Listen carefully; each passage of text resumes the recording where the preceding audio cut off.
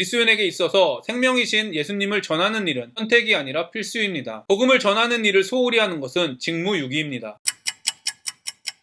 안녕하세요. 바이블 TMI의 마카리오스입니다. 오늘 본문은 열왕기하 7장 3절부터 10절입니다. 오늘 말씀은 무시당하고 소망 없던 나병 환자들이 아람 군대를 쫓아내신 하나님의 일을 발견하고 이스라엘에 전하는 이야기입니다. 오늘 말씀을 통해 자기 십자가, 자기 부인과 하나님의 능력의 상관관계, 전도의 의무에 대해 깊이 성찰하는 시간이 되기를 바랍니다. 성문 어귀에 나병 환자 4사람이 있더니 그 친구에게 서로 말하되 우리가 어찌하여 여기 앉아서 죽기를 기다리랴. 만일 우리가 성읍으로 가자고 말한다면 성읍에는 굶주림이 있으니 우리가 거기서 죽을 것이요 만일 우리가 여기서 머무르면 역시 우리가 죽을 것이라. 그런즉 우리가 가서 아람 군대에게 항복하자. 그들이 우리를 살려두면 살 것이요 우리를 죽이면 죽을 것이라 하고. 평소에는 성 안에 있던 사람들과 나병 환자의 처지는 큰 차이가 있습니다. 왜냐하면 이스라엘의 나병 환자들은 부정하다고 생각되어 율법에 의해 성읍에서 살 수 없었기 때문입니다. 그러나 아람 군대에 의해 사마리아가 포위되자 성 안에 있는 사람들이나 나병 환자의 처지는 동일하게 매우 비참해졌습니다. 더 나아가 평소에는 더 이상 비참해질 수 없다고 생각되던 나병 환자들조차 더 비참해지는 상황이 바로 지금 이스라엘이 처한 현실입니다. 평소에는 인간이 서로 자신의 능력을 뽐내며 행복한 사람, 불행한 사람으로 구분하며 교만에 빠지거나 열등감에 빠지지만 인간의 능력이 무력해지는 상황 속에서는 모두 동일하게 불행하며 겸손해집니다. 지진이나 허리케인은 부자나 가난한 사람을 구분하며 오지 않습니다. 죽음은 그 어떤 사람도 피할 수 없습니다. 더 나아가 하나님의 심판 앞에서는 모든 사람은 평등해집니다. 하나님의 심판이 임하면 부자나 가난한 사람이나 어른이나 아이나 모두 더 나빠질 것이 없을 정도로 비참해질 것입니다. 그러나 그리스도인은 예수님을 통해 하나님의 심판을 이미 해결한 사람들이기 때문에 하나님의 심판대 앞에 설 것을 두려워하지 않습니다. 따라서 저와 여러분이 하나님의 심판대 앞에 반드시 선다는 것을 믿으신다면 지금 우리가 자랑하는 것은 재물과 재능의 소유가 아니라 예수님일 수밖에 없습니다. 이런저런 이유를 붙여가며 사람을 차별하지 않을 것입니다. 저와 여러분이 하나님의 심판대 앞에서는 그날을 기억하며 사람을 차별하지 말고 더 나아가 교만하지 않은 겸손한 사람이 되기를 간절히 소망합니다. 일반적으로 비참하다라는 단어는 두 가지 의미로 사용하고 있습니다. 첫 번째는 다른 사람과 비교해 상대적으로 느끼는 박탈감 때문에 비참하다라고 사용하는 것입니다. 두 번째는 오늘 본문의 상황과 같이 자신의 능력으로는 더 이상 살아갈 수 없는 상황에서 비참하다라고 사용하고 있습니다. 오늘 본문에 나온 나병 환자들은 자신의 능력은 물론 자신들이 믿고 의지하던 이스라엘이 더 이상 자신들의 문제를 해결해 줄 수 없다는 것을 깨닫고 차라리 아람에 항복하러 갑니다. 즉 자신들이 믿고 의지하던 것들이 모두 무너진 나병 환자들의 마음이 바로 예수님이 말씀하신 더 이상 의지할 것이 없는 상태인 것입니다. 예수님은 심령이 가난한 자는 복이 있다고 말씀하셨습니다. 여기에 사용된 헬라어 푸토카스는 상대적인 가난이 아니라 자신의 힘으로 더 이상 해결할 수 없는 가난을 의미합니다. 여러분 이 사실을 기억하십시오. 그리스도인은 모두 자기 십자가를 지고 신앙생활을 합니다. 성경에서 말하는 자기 십자가는 어떤 특정한 고난을 의미하는 것이 아니라 옛 본성이 죽는 일, 즉 자기 부인을 의미합니다. 자기 부인은 예수님이 말씀하신 가난한 마음과 밀접한 관계를 가지고 있습니다. 자기 능력으로 할 수 있는 일이 없다고 느끼는 것이 가난한 마음이고 이 마음으로 자기의 자아와 능력을 내려놓고 하나님께 온전히 의지하는 것이 자기 부인이기 때문입니다. 자기 부인은 평소에 나병 환자와 같이 처한 현실을 인내하고 살아가는 것이 아닙니다. 자기 부인은 오늘 본문의 나병 환자와 같이 자신이 의지하고 있던 조그마한 소망마저도 포기하고 하나님께 완전히 항복하는 것입니다. 이것이 바로 그리스도의 십자가를 경험하는 것입니다. 여러분은 하나님께 완전히 항복하셨습니까? 여러분의 생각과 고백이 아니라 여러분의 평소의 모습을 통해 평가해 보십시오. 하나님이 은혜로 주신 은사와 능력, 재물이 여러분을 겸손하게 만들고 있습니까? 교만하게 만들고 있습니까? 여러분의 은사, 능력, 재물이 어떻게 주어졌는지 생각해 보시기를 바랍니다. 말로는 하나님의 은혜로 주어졌다고 고백하지만 실제로는 자신이 열심히 신앙생활하고 노력했기 때문이라고 생각하지는 않는지 자신의 마음 깊은 곳을 점검하시기를 바랍니다. 영적인 관점으로 볼 때 성읍에 머무는 이스라엘 백성과 성읍 밖에 있던 나병 환자들의 차이는 단 한 가지입니다. 의지할 것이 조금이라도 남아있다고 생각해 아람에게 결사항전한 이스라엘 백성, 의지할 소망이 모두 사라져 아람에게 항복하려고 한 나병 환자, 마찬가지입니다. 의지할 것이 조금이라도 남아있다고 생각하는 사람들은 자기를 부인하라고 하시는 하나님에게 결사항전할 것입니다. 하나님을 섬기려고 노력하든 대항하려고 노력하든 자신의 능력을 포기하지 않을 것입니다. 있습니다. 그러나 의지할 것이 모두 사라졌다고 생각하는 사람들은 자기를 부인하고 겸손히 하나님께 항복할 것입니다. 저와 여러분이 온전히 하나님께 항복하는 가난한 마음을 소유한 그리스도인이라는 사실을 항상 기억하게 되기를 간절히 소망합니다. 아람 진으로 가려 하여 해질 무렵에 일어나 아람 진영 끝에 이르러서 본즉 그곳에 한 사람도 없으니 이는 주께서 아람 군대로 병거 소리와 말소리와 큰 군대의 소리를 듣게 하셨으므로 아람 사람이 서로 말하기를 이스라엘 왕이 우리를 치려하여 햇사람의 왕들과 애굽 왕들에게 갑을 주고 그들을 우리에게 오게 하였다 하고 해질 무렵에 일어나서 도망하되 그 장막과 말과 나귀를 버리고 진영을 그대로 두고 목숨을 위하여 도망하였습니다. 그 나병 환자들이 진영 끝에 이르자 한 장막에 들어가서 먹고 마시고 거기서 은과 금과 의복을 가지고 가서 감추고 다시 와서 다른 장막에 들어가 거기서도 가지고 가서 감추니라. 일반적으로 전쟁에서 승리하기 위해서는 적군이 지칠 때까지 결사항전하거나 적군을 물리쳐야 합니다. 못에 손이 올라가면 승리하고 내려가면 패배하는 전투마저도 이스라엘 군사들이 직접 전투를 했습니다. 그러나 오늘 본문을 보면 전쟁에서 이기기 위해 이스라엘 백성들이 한 일은 전혀 없었습니다. 이후에 본문을 보면 이스라엘 왕은 전쟁에 이긴 사실을 알지 못했으며 심지어 믿지 못했습니다. 이스라엘 왕은 아람과의 전쟁이 아닌 하나님의 사람을 죽이려고 한 것뿐입니다. 이스라엘 군사들이 아람과의 전쟁을 포기하자 하나님께서는 혼자서 아람 군사를 물리치셨습니다. 그렇습니다. 하나님께서는 하시고자 하시는 일을 혼자서라도 반드시 행하십니다. 우리의 모습을 돌아보시기를 바랍니다. 하나님의 말씀에 순종하지 않을 때가 많지 않습니까? 그럼에도 불구하고 하나님의 일이 이루어지고 있다는 것을 경험하고 있지 않습니까? 하나님의 말씀에 순종할 때만 하나님의 일이 이루어진다면 이미 이 세상은 사단의 손아귀에 있을 것입니다. 왜냐하면 그리스도인이라고 해도 하나님의 말씀을 분별하지 못할 때가 많고 분별했다고 하더라도 그대로 순종하지 못할 때가 많기 때문입니다. 그리스도인이라고 고백하는 우리 역시 열왕기서에 기록된 악한 왕들과 같이 말씀에 순종하지 않을 때조차 하나님의 일은 우리와 상관없이 이루어지는 것을 보고 경험하고 있는 사람들입니다. 그러나 여러분, 이 사실을 반드시 기억하십시오. 하나님의 일을 경험하고도 오히려 하나님의 은혜를 악용해 더욱 교만해진 악한 왕들과는 달리 하나님의 일을 경험할수록 하나님의 은혜에 감사하며 겸손한 마음으로 하나님의 사역에 동참하기를 더 원하는 사람들이 그리스도인입니다. 그리스도인이라고 하더라도 다른 사람을 변화시킬 수 있는 능력이 없습니다. 그리스도인인 우리가 할 수 있는 일은 우리를 변화시켜 주신 삼위일체 하나님을 소개하고 변화된 우리의 모습을 세상에 증거하는 하나님의 사역에 동참하는 일에 감사하는 것뿐입니다. 저와 여러분이 자기를 부인할수록 하나님의 능력이 임한다는 사실을 기억하시기를 바랍니다. 그리고 하나님의 사역에 숟가락을 올리는 교만한 사람이 되지 않기를 바랍니다. 나병 환자들이 그 친구에게 서로 말하되 우리가 이렇게 해서는 아니 되겠도다. 오늘은 아름다운 소식이 있는 날이거늘 우리가 침묵하고 있도다. 만일 밝은 아침까지 기다리면 벌이 우리에게 미칠지니 이제 떠나 왕궁에 가서 알리자 하고 가서 성읍 문지기를 불러 그들에게 말하여 이르되 우리가 아람 진에 이르러서 보니 거기에 한 사람도 없고 사람의 소리도 없고 오직 말과 나귀만 매여 있고 장막들이 그대로 있더이다 하는지라. 굶어 죽기 직전의 나병 환자들은 처음에는 줄임배를 채우느라 정신이 없었지만 어느 정도 배를 채우고 자신들이 원하는 것을 얻자 아람 군대가 도망간 일을 침묵한 자신들에게 벌이 올까 두려워하여 왕궁에 아람 군대가 떠났다는 소식을 알립니다. 다른 사람의 일에 침묵하는 것을 미덕으로 생각하는 경향이 있는 현대 시대를 살아가고 있는 많은 사람들에게는 아람 군대가 떠났다는 소식을 알리지 않는다고 벌을 받는 이 당시의 문화는 매우 불합리하게 여겨질 것입니다. 또한 많은 사람들이 다른 사람이 발견하기 전까지 알리지 않고 최대한 재물을 챙기는 것을 지혜롭다고 생각할 것입니다. 현대의 많은 사람들은 가난한 사람을 도와주는 일은 칭찬받은 일이지만 도와주지 않는다고 욕을 해서는 안 된다고 말합니다. 어려운 사람을 도와주는 일은 선택의 문제이지 의무가 아니라고 주장합니다. 이것이 바로 현대의 시대 정신입니다. 그래서 세상 사람들이 이렇게 생각하는 것은 이상한 일이 아닙니다. 오히려 당연한 일입니다. 그러나 문제는 이런 현대 정신이 기독교 안에도 들어와 심각한 영향을 끼치고 있다는 것입니다. 많은 기독교인들이 가난한 사람을 도와주는 일은 선택의 문제라고 생각합니다. 더 나아가 많은 그리스도인들이 복음을 전하는 일은 선택이라고 생각합니다. 의무라고 생각하지 않습니다. 그러나 성경은 가난한 사람을 도와주고 복음을 전하는 일은 선택이 아니라 그리스도인의 의무, 아니 구원의 결과라고 말하고 있습니다. 악하고 소망 없던 하나님에 대해 죽어있던 과거의 자신의 모습을 기억하는 그리스도인은 예수님이 우리를 내버려 두지 않으시고 생명을 주신 것과 같이 죽음의 길을 걷고 있는 사랑하는 사람들을 내버려 두지 않고 생명이신 예수님에 대해 침묵할 수 없습니다. 하나님의 은혜로 하나님의 성품을 소유한 그리스도인은 생명이신 예수님을 증거하지 않을 수 없습니다. 하나님의 심판이 있다는 것을 믿고 있는 그리스도인은 지옥 판결이 기다리고 있는 영혼들을 가만히 두고 볼 수 없습니다. 나병 환자들이 굶주림에서 벗어날 양식이 있다고 알리지 않은 것이 죄라고 생각한 것과 같이 그리스도인은 생명이신 예수님을 알리고 증거하지 않는 것을 죄라고 생각하는 사람입니다. 다시 한번 말씀드립니다. 그리스도인에게 있어서 생명이신 예수님을 전하는 일은 선택이 아니라 필수입니다. 복음을 전하는 일을 소홀히 하는 것은 직무유기입니다. 저와 여러분이 우리를 불쌍하게 여기셔서 그래서 우리를 구원하신 하나님의 마음으로 아직 생명이신 예수님을 모르는 사람들에게 예수님을 전하고 증거하는 일에 힘쓰시기를 바랍니다. 제가 오늘 여러분과 적용하고 싶은 부분을 말씀드리겠습니다. 첫 번째, 여러분은 자기 십자가를 지고 간다는 말씀을 어떻게 이해하고 있는지 생각해 보시기를 바랍니다. 두 번째, 자기를 부인할수록 하나님의 능력이 임한다는 진리를 얼마나 믿고 경험하고 있는지 자신의 신앙생활을 점검해 보시기를 바랍니다. 세 번째, 생명이신 예수님을 전하는 일을 선택이라고 생각하는지 필수, 의무라고 생각하는지 깊이 고민해 보시기를 바랍니다. 오늘도 행복한 하루가 되시기를 바랍니다.